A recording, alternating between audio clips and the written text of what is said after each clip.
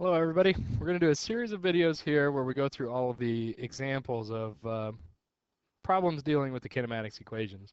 So these are the equations that we got in class together, all right? And each one of them is missing a specific variable from them. Now, all of these equations, by calling them kinematics equations, we're saying that these only work for objects that are accelerating. And so remember, acceleration is when you have a change in velocity, all right? So we have one velocity and it changes to a different velocity. So that could be speeding up, it could be slowing down. And so objects that are speeding up or slowing down, they're going to obey these equations, all right? And so all the examples that we're doing are all going to be for objects that are accelerating, all right? So let's look at the first example here. So we have a spacecraft that's traveling with a velocity of positive 3,250 meters per second, when suddenly the retro rockets are fired and the spaceship begins to slow down at a rate of 10 meters per second squared. What is the velocity of the spacecraft when its displacement is positive 215 kilometers relative to where the retro rockets began firing? All right. So one of the things that I first see here is that there's some key words. Slow down. All right. That automatically means here that we are going to be accelerating. All right. Acceleration just means a change in velocity. So if we're slowing down, we're getting smaller and smaller and smaller velocities. All right. So this is an acceleration problem. That means that the kinematics equations are what we are going to use. Automatically, bam, acceleration, kinematics equations. All right, let's sift through what we're given here in the problem. And we'll write those things down and we'll draw them in a picture as we go. All right. So I'm going to start with a picture here. What I have is I have a spacecraft and he's flying and he's going to go a certain distance. All right. So spacecraft, fire, right? Coming right out of the back there. All right, and what do I know? Okay, so he's traveling with a velocity of 3,250 meters per second, and then he fires the retro rockets. All right, so just in terms of chronology, so what comes first? All right, I'm seeing this number right here, 3,250 meters per second. Well, this has to be a velocity because of the units. The units are meters per second. It has to be a velocity.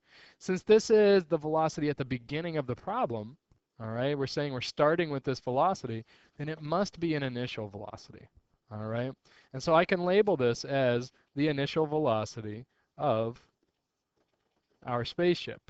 Because what's going to happen is it's going to slow down from there and reach a new velocity, all right? And that's our final velocity. Well, I haven't seen that number yet, so let's keep reading. So when suddenly the retro rockets are fired and the spaceship begins to slow down at a rate of 10.0 meters per second squared. So this is the next number that I see. 10.0 meters per second squared. Now, just based on units, I know that this is an acceleration. All right, it has to be an acceleration because meters per second squared are the units for acceleration. All right, so what this is telling me is that this spaceship is going to slow down by 10 meters per second every second. All right, so this is my acceleration rate. I'm going to put this here, but I have to be careful. My spaceship is moving in the positive direction. If it's slowing down, then that means it's losing velocity, all right? And the way it's going to do that is if those velocities are being taken away. So for something to slow down, our acceleration actually needs to be in the opposite direction of what we're moving. So if our initial velocity is positive, all right? So if our initial velocity is positive, then our acceleration, if we're slowing down, has to be negative, all right? So things slow down when their accelerations are pointed in the opposite direction of their velocities. All right, so it's asking what is the velocity of the spacecraft when this displacement is positive 215 kilometers? Well, it's saying what is the velocity of the spacecraft at the end? So this is our unknown, our final velocity. And it does give us one more piece of information here, positive 215 kilometers from where that began fire. So kilometers is a measure of distance or displacement. That must be my displacement. Now I'm going to convert the kilometers to meters, and we get 215,000 meters. So at this point, I have 3 givens and 1 unknown. My 3 givens are acceleration, initial velocity and displacement, and my one unknown is my final velocity. All right. Now, every one of the equations on the previous page has 4 variables in it, and I want to make sure that my equation has those 4 variables. And I notice right away I have initial velocity here, I have acceleration here, I have displacement here. Those are my 3 givens, and this is my unknown, my final velocity. This is my equation. All right, that is my equation. So that's the one I'm going to use to solve this problem. All right, so I'm going to use the square of the final velocity is equal to the square of the initial velocity plus 2 times the acceleration times the displacement. All right, and I'm going to go ahead and I'm going to substitute all my values in here. So v final squared is equal to v initial. All right, well, what's v initial? That's my 3,250 meters per second. That's going to get squared. All right. I'm going to add 2 times my acceleration, which is negative 10.0 meters per second squared.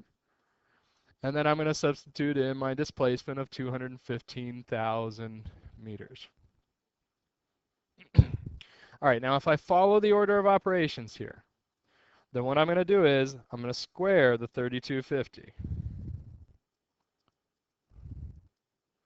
Why do I do that first? Well, I'm going to do that first because, remember, exponents come before multiplication and division, and they come before addition and subtraction.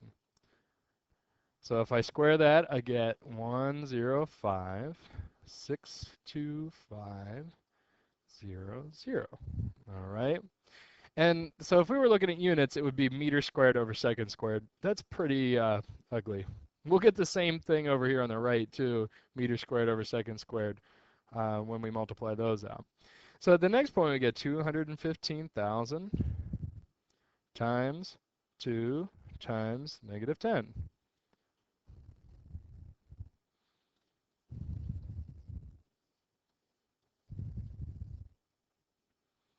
All right. So at this point, we're actually going to go ahead and subtract those two.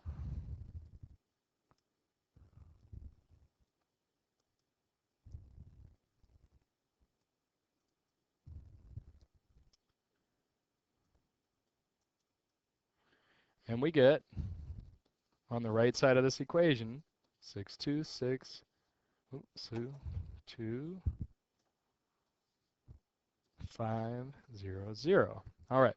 Now this is equal to VF squared, and we're looking for just V final, so that means we need to root both sides to get the actual final velocity here. So we're going to root that, and we get our answer of 2,502, all right, 0.50 meters per second. And so there's our first example. All right, we selected all of our givens and our unknowns from the problem.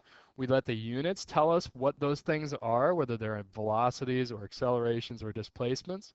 And then we pick the equation that has all of our givens and all of our unknowns in them. And then we solve for our unknown in the equation. All right, let's take a look at the second example. Let's say we have a cat and it falls from rest 14 meters out of a tree to the ground below. The acceleration is 9.81 meters per second squared. What is the cat's velocity when it reaches the ground, and how long is the cat falling through the air? So this is a 2-part question. We're going to look for a velocity, and we're going to look for a time, all right? A velocity and a time.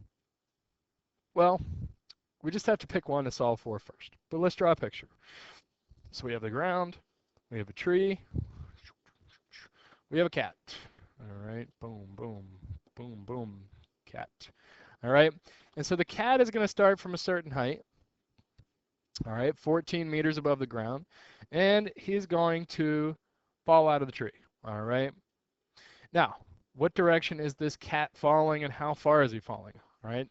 So if he starts at 14 meters above the ground, right, then this displacement is going to be 14 meters. But what direction is he going? He's going in the downward direction, so our displacement is negative. So displacement, velocity, and acceleration all have direction. And since he's moving downward, his displacement is downward, which is the negative direction. All right? Now, what do we know? We also know that he falls from rest. And this is a tricky one, but we have to watch these words when we see them. From rest means that we have an initial velocity of 0 meters per second. All right, so resting means not moving. And so our initial velocity when the cat starts falling here is 0 meters per second. We also know the acceleration here. All right, and since this cat is going to speed up as he goes downward, he's moving downward, then his acceleration is also downward, negative 9.81 meters per second squared. Well, how do I know that? Well, if the cat is moving down, the only way he's going to speed up is if his acceleration is in the same direction. So a negative displacement, I'm going to have a negative acceleration that goes along with that. And so the first question asks us to find what is the velocity at the ground, which is the final velocity. So if I look back at all of my equations, I'm looking for v final, v initial, acceleration and displacement, and hey, it's the same equation as what I used before. The difference here, all right, isn't much. It's just a little bit of signs, right? So we go ahead, we plug in all the numbers that we know, all right. This one's 0 meters per second. That's going to get squared. 2 times the acceleration of 9.81 meters per second squared times our displacement of negative 14 meters. All right. So some handy things happen here. First, 0 squared is just 0. So let's not freak out about that. All right. So this whole term is basically going to disappear, and it's just going to leave us with 2 times negative 9.81 times negative 14. Well, when I punch that in, it's a good thing that I get a positive number there because I'm going to be taking a square root. All right. So when I multiply those, I get a positive 274.68. All right. Now, if this would have come out negative, when we go to take the square root here to find our final velocity, we'd be taking the square root of a negative, which we know is an imaginary number. All right. So it's a complex number or an imaginary number. We do not like that. So one thing you should know is that you should never get an imaginary answer. And you don't just drop a negative. If you get to this point and you see a negative and you're about to take a square root, you have to go back and look and find out where that negative came from. Did it come from a subtraction that you messed up? Did it come from a negative, something that should have been negative that wasn't, or something that was negative that it shouldn't have been? All right. But all of those things ought to cancel each other out in the end so that you do get a positive answer there. So when I take the square root here, 16.57 meters per second is my final velocity. Now remember that when you take a square root, you have both a positive answer and a negative answer. Well, in this case, this cat is falling downward, all right? And because we know it's going down, we're going to add that negative on the front of it, all right? We have both answers, but the positive answer doesn't make any sense because that would mean the cat was going up. But we know clearly that the cat is going down. So there's our first part of this example. The second part is figuring out the time. So in this case, we go back to the drawing board for a minute, look at our givens, look at what our unknown is, and then select the equation that goes along with that. All right? So my givens are initial velocity, displacement, and acceleration, and my unknown is my time. All right, so what equation am I going to use here? If I look back, this is the one that I find that has all 4 of those variables. All right. So in this case, I know my displacement is negative 14 meters. All right. My initial velocity is 0 meters per second multiplied by t. All right. That's my unknown. 1/2 times my acceleration, negative 9.81 meters per second squared times t squared. All right, so mathematically, what am I looking at here? Right here, 0 times anything is 0, all right? So 0 times t is not t. 0 times t is 0. This whole term disappears, and we end up with this as our simplified version, all right? So we're solving for t there. Let's go ahead. Mathematically, what are we going to do? What I would likely do is combine these two numbers first. This is all multiplication. This is 1/2 times 9.81 times t squared. So I'm going to actually multiply those three things together. All right. 1/2 times negative 9.81 is negative 4.905, and then times t squared, and that's going to equal my negative 14. All right. So now this is multiplication. All right. Negative 4.905 times t squared. I'm going to divide by 4.905 on both sides to cancel it out on this right side and get t by itself. All right. So I get t squared is now equal to 2.85. And now I'm going to take the square root to get t,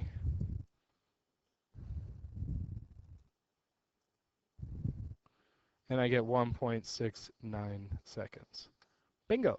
So it takes 1.69 seconds for the cat to fall out of the tree down to the ground below. When it gets there, it's traveling with a velocity of 16.57 meters per second. Cool. So this is the first video, the first two examples. We'll have some other ones to kind of follow.